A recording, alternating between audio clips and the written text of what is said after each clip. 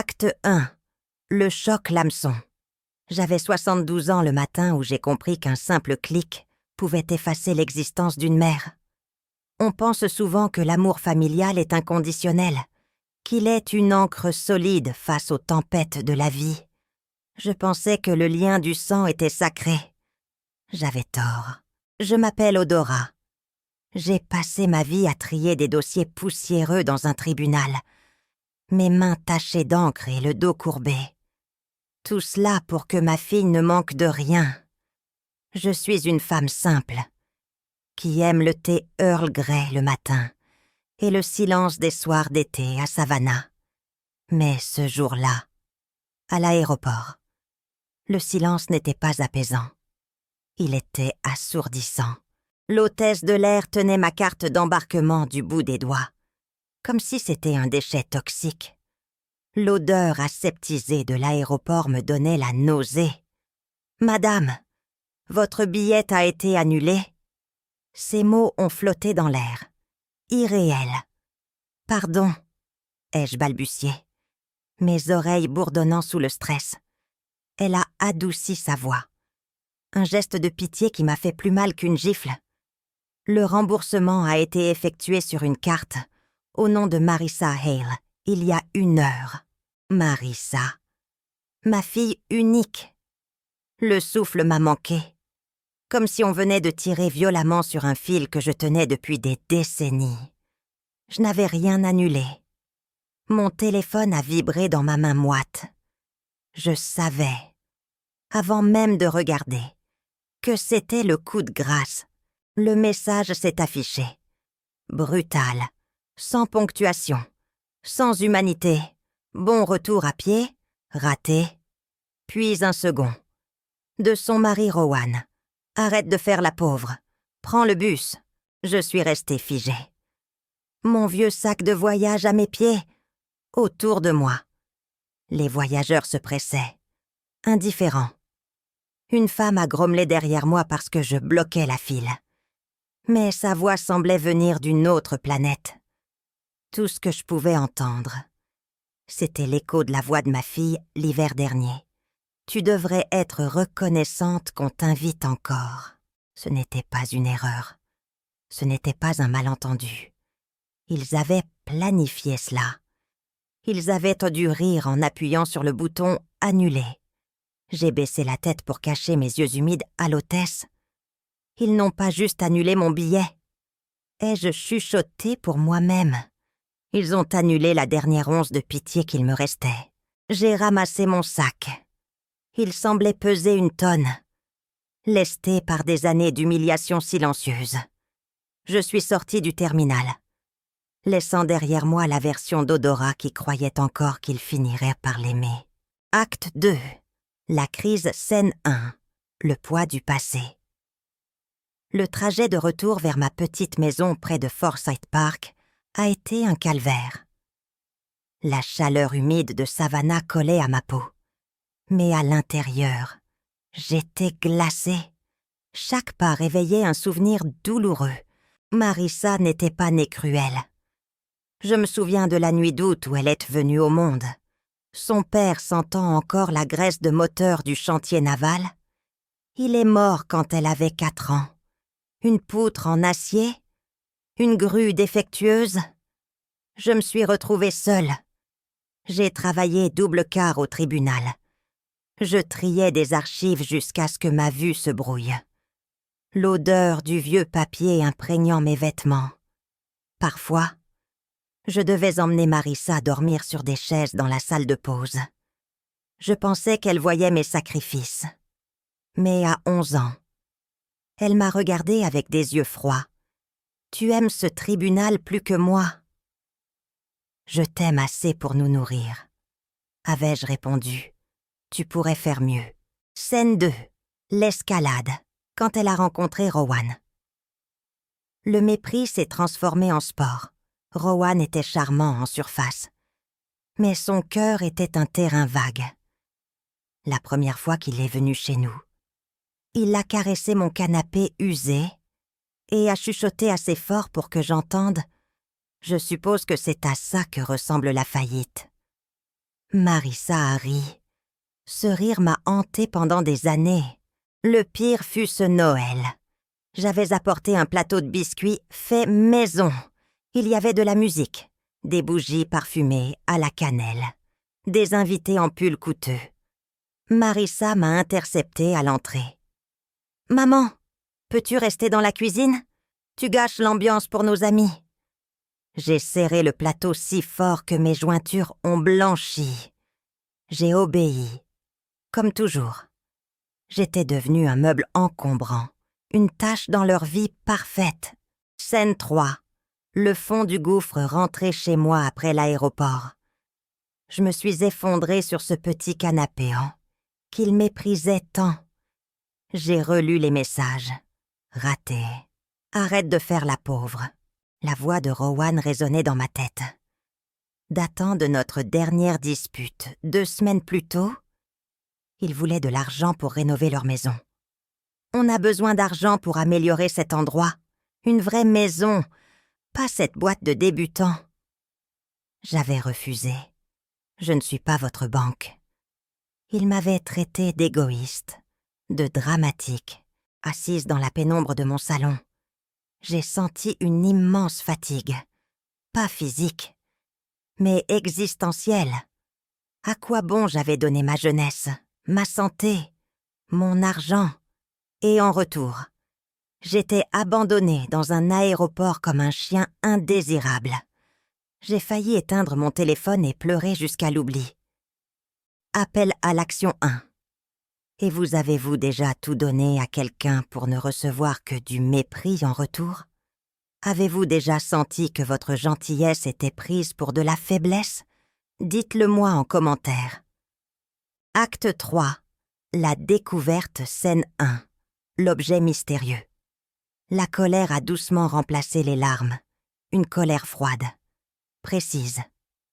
Je me suis levée et j'ai marché vers le placard du couloir, sur l'étagère du haut. Caché derrière de vieilles couvertures, se trouvait un classeur métallique verrouillé.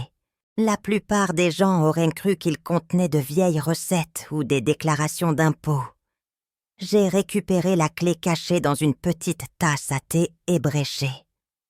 Le clic de la serrure a sonné comme un coup de feu dans le silence de la maison. Scène 2. Le dossier regret. J'ai sorti un dossier épais sur la couverture. J'avais écrit un mot il y a des années, dans un moment de lucidité amère, regret, actif. À l'époque, c'était une blague privée. C'était la liste de tout ce que j'avais construit, et des gens ingrats pour qui je l'avais construit. Aujourd'hui, c'était une arme. J'ai étalé les documents sur la table de la cuisine, les relevés bancaires que je cachais pour me protéger, les notes d'investissement accumulées après le départ de Marissa, les vieux contrats immobiliers signés de ma main, avec des traits soigneux et délibérés. Scène 3. La révélation. J'ai fouillé plus profond et mes doigts ont effleuré un petit dictaphone numérique que j'avais oublié. Je l'avais laissé allumer par inadvertance lors de ma dernière visite chez eux. Caché sous une pile de courriers. J'ai appuyé sur « Lecture ». Je m'attendais à entendre une liste de courses. Au lieu de cela, la voix de Marissa a jailli. Aiguë et cruelle, si elle ne nous donne pas l'argent, on fera de sa vie un enfer. Annule juste le billet. Puis le rire de Rowan. Elle va pleurer, mais elle s'en remettra. Elle le fait toujours. C'est une paillasson. Un frisson m'a parcouru. Ce n'était pas de la tristesse. C'était de la clarté. Scène 4. Le grand twist. J'ai regardé les contrats sous le dictaphone. Il y a 5 ans. Rowan m'avait fait signer des papiers à la hâte. C'est juste pour un refinancement basique. Odorat. Signe là. Il n'avait jamais lu ce qu'il m'avait tendu. Il pensait que j'étais trop stupide pour comprendre. Mais j'avais travaillé au tribunal toute ma vie. Je savais lire les petits caractères. En regardant les documents ce soir-là, j'ai réalisé l'ampleur de leur erreur. Ils vivaient dans une maison qu'ils croyaient posséder en partie. Mais le nom sur l'acte de propriété, Le seul et unique nom qui avait une valeur légale était le mien. Je n'avais jamais transféré la propriété. J'étais la propriétaire unique. Il n'était que des occupants à titre gracieux. J'ai fermé le dossier. Je ne me sentais plus comme une vieille dame abandonnée. Je me sentais comme le juge, le jury et le bourreau. Acte 4, Renaissance et karma. Phase 1, la transformation. Le lendemain matin. Je ne suis pas allée pleurer. Je suis allée voir Liliane Crane, ancienne avocate, acérée comme une lame de rasoir. Quand elle a vu le dossier et entendu l'enregistrement, elle a souri. Un sourire terrifiant. « Tu sais ce que tu as là, odorat ?» m'a-t-elle demandé. « Oui, la fin de leur règne. Rowan a imité ta signature sur des demandes de prêt. » A noté Liliane en pointant un document. « C'est de la fraude fédérale, et ils vivent dans ta maison sans bail. Prépare tout, » ai-je ordonné. « Chaque document, chaque avis d'expulsion. On gèle tout. Phase 2. L'action. » L'après-midi même, je me suis rendue chez eux. Ou plutôt, chez moi. Rowan a ouvert la porte avec son sourire suffisant. « Tiens, regarde qui est là. Tu es venu à pied depuis l'aéroport. » Marissa a croisé les bras derrière lui. « Si tu viens pour nous faire culpabiliser. » Maman, économiste à salive. Je suis passée devant eux sans un mot, et j'ai posé le dossier sur leur îlot de cuisine, en marbre poli. Je ne suis pas venue pour la culpabilité. Je suis venue pour la clarté. J'ai ouvert le dossier. Ceci, ai-je dit en tapant sur l'acte de propriété, c'est la preuve que cette maison m'appartient à 100%. Et ceci, ai-je continué en sortant les relevés bancaires, ce sont les comptes que vous pensiez vôtres, mais qui sont liés à ma fondation. Le visage de Rowan est devenu blême. C'est impossible. J'ai appuyé sur lecture, sur le dictaphone. Leurs voix cruelles ont rempli la cuisine. Elle va pleurer. C'est une paillasson. Marissa a reculé, dos au mur. Chaque privilège que vous avez utilisé, moqué ou exploité s'arrête aujourd'hui. Ai-je déclaré calmement. Je révoque tout. Phase 3. Le karma naturel. Les jours suivants ont une symphonie de justice. D'abord, leurs comptes ont été gelés pour activités suspectes, dues aux signatures falsifiées de Rowan. Ensuite, la banque a rejeté leur prélèvement hypothécaire car ce n'était pas leur hypothèque. Enfin, Liliane leur a signifié leur avis d'expulsion. 3 jours plus tard, Rowan frappait à ma porte, en sueur, paniqué. « Odora, on peut s'arranger. On est une famille. » Je n'ai même pas levé les yeux de mon thé. La famille ne forge pas la signature de sa mère. Marissa est arrivée en courant, les cheveux en désordre, loin de l'image parfaite qu'elle affichait sur les réseaux sociaux. « Maman, tu détruis notre vie !» a-t-elle hurlé. Je me suis levée lentement. Je n'ai rien détruit. Marissa, j'ai simplement repris ce qui m'appartenait. Vous avez construit votre vie sur mon dos tout en me traitant de parasite. J'ai juste arrêté de porter le poids. Ils ont dû déménager. Rowan fait face à des poursuites pour fraude. Marissa a dû prendre un emploi de serveuse. Un travail honnête qu'elle méprisait autrefois. Ils ont perdu la maison, les voitures, le prestige. Je ne jubile pas. Je regarde juste la balance de la justice s'équilibrer. Appel à l'action 2. Si vous étiez à ma place, auriez-vous pardonné? Ou auriez-vous fait exactement comme moi pour protéger votre dignité?